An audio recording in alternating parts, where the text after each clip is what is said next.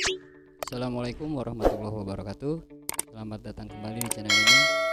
Hari ini kita akan melanjutkan materi prakarya kelas 8 semester 1 buku paket Erlangga. Sebelum kita mulai, marilah kita berdoa menurut agama dan kepercayaannya masing-masing. Berdoa mulai.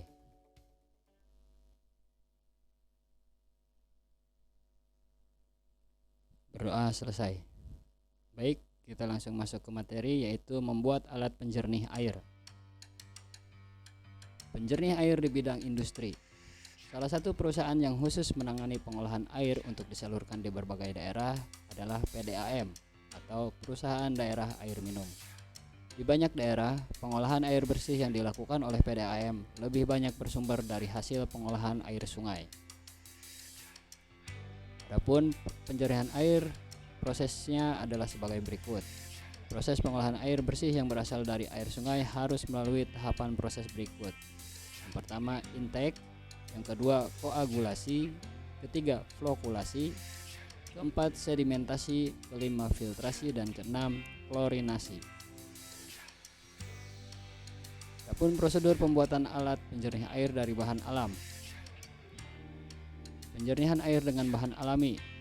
Caranya yang pertama yaitu membuat pipa penyaringan, membuat drum pengendapan dan memasang pipa penyaringan. Kemudian lanjut membuat drum penyaring, lalu penyusunan drum endapan dan penyaringan. Langkah awal, sediakan sebuah drum sebagai bak penampungan.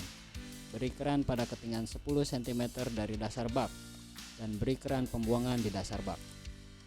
Isi bak penyaringan dengan batu setebal 10 cm, ijuk 5 cm, pasir halus 15 cm, kemudian ijuk lagi 5 cm, arang tempurung kelapa 5 cm, pasir halus 20 cm, dan kerikil setebal 10 cm. Penggunaan: air sungai dialirkan ke dalam bak penampungan. Pada pintu masuk air dipasang kawat kasa untuk menyaring kotoran. Setelah bak pengendapan terisi penuh, buka keran untuk mengalirkan air ke bak penyaringan.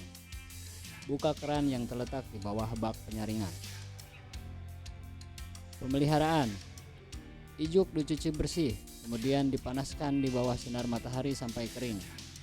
Adapun untuk pasir, dicuci dengan air bersih di dalam ember dan aduk hingga kotorannya keluar. Kemudian jemur sampai kering. Untuk batu kerikil bisa diperoleh dari sisa ayakan pasir halus, dicuci bersih dan dijemur sampai kering. Untuk batu yang agak lebih besar, dicuci sampai bersih dari kotoran atau tanah yang melekat, kemudian dijemur sampai kering. Kelebihan dan kekurangan menggunakan sistem penjernihan bahan alami.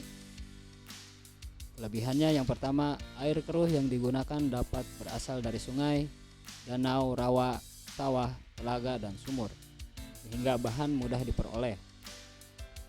Kemudian kelebihan yang berikutnya yaitu mudah diterapkan di daerah terpencil.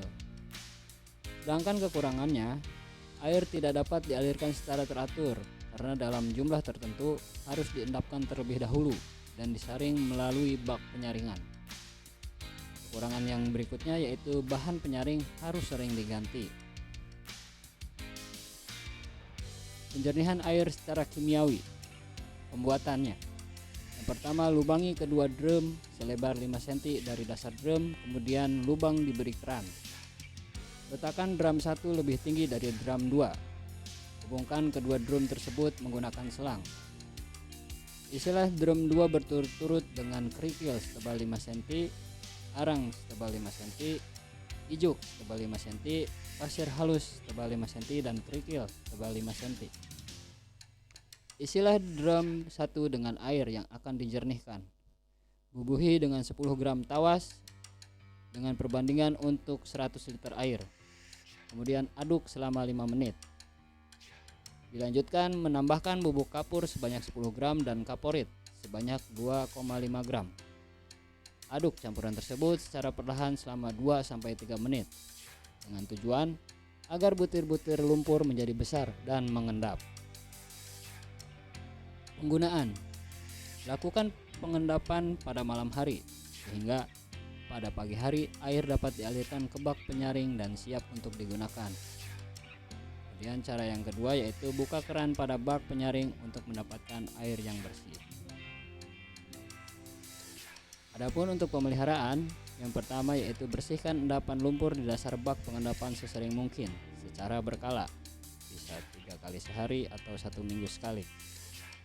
Apabila jalan air pada drum atau bak penyaring kurang lancar, cucilah pasir, kerikil, dan ijuk sampai bersih.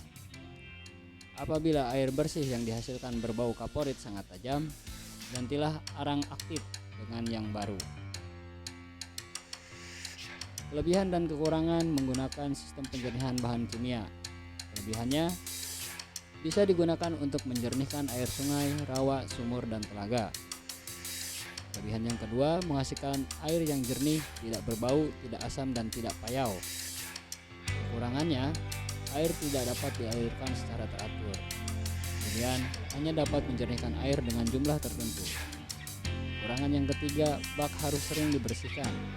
Dan kekurangan yang keempat, cara ini tidak dibenarkan untuk air yang tercemar bahan kimia buangan industri.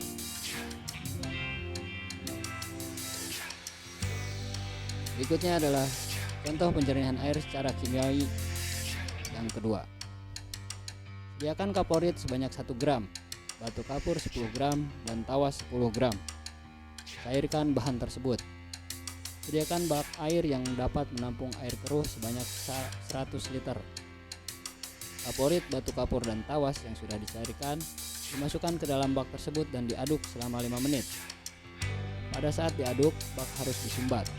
Diamkan selama 10 menit. Setelah 10 menit, penyumbat dibuka dan alirkan air keruh tersebut ke bak penyaringan yang berisi pecahan genting 5 cm, pasir 15 cm, kerikil 5 cm, ijuk 5 cm, dan arang 10 cm. Air hasil penyaringan ditampung dalam ember atau bak yang bersih. Air bersih tersebut dituangkan ke dalam tempayan untuk disimpan dan digunakan. Baik, demikianlah materi hari ini. Semoga apa yang bisa disampaikan dapat bermanfaat untuk kalian. Jangan lupa untuk tugasnya silahkan rangkum video ini dan video sebelumnya. Akhir kata, Assalamualaikum warahmatullahi wabarakatuh.